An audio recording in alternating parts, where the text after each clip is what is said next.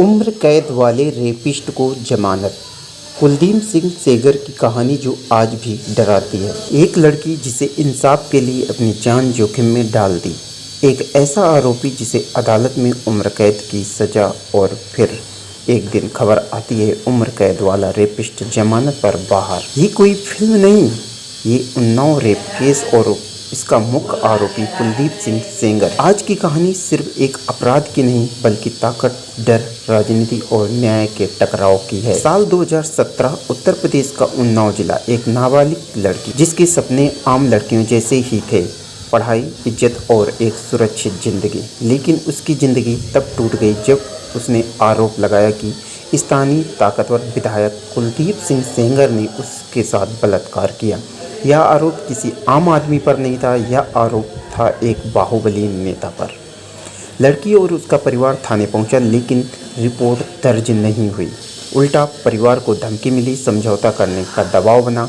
कहा गया चुप रहो वरना अंजाम बुरा होगा। लेकिन लड़की नहीं झुकी।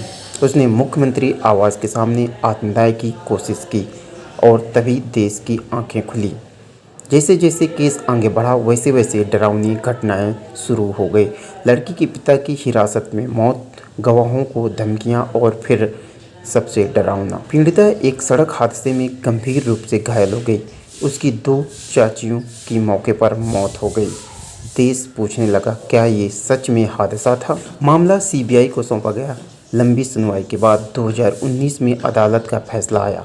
कुलदीप सिंह सेंगर दोषी, बलात्कार अपराध साबित, उम्र कैद की सजा। उस दिन लगा शायद देर से ही सही लेकिन न्याय हुआ। साल 2024-25 के बीच दिल्ली हाई कोर्ट से खबर आई कुलदीप सिंह सेंगर को जमानत मिल गई। कारण बताया गया अपील लंबित है इसलिए सजा निलंबित है। शर्तें लगाई गई, बॉन्ड, दिल्ली में रहना, पीड़िता से दूरी बनाए रखना। लेकिन सवाल ही नहीं था कि शर्तें क्या है। क्या उम्र कैद वाला रेपिस्ट बाहर होना चाहिए? क्या पीड़िता सच में सुरक्षित है? क्या ताकतवर लोगों के लिए न्याय अलग है? पीड़िता बोली यह जमानत हमारे लिए काल जैसी है। सोशल मीडिया भड़कीलों ने सुप्रीम कोर्ट जाने की बात कही। सीबीआई ने भी फैसले को चुनौती देने की तैयारी की। देश 2 हिस्सों में बंट गया, कानून की तकनीकी भाषा और इंसाफ की नैतिक आवाज़। ये कहानी सिर्फ सेंगर की नहीं, ये कहानी उस लड़की की जिसने हार नहीं मानी, या सिस्टम की जो अक्सर ताकतवर के सामने झुक जाता है और उस समाज को भी भूल जाता है।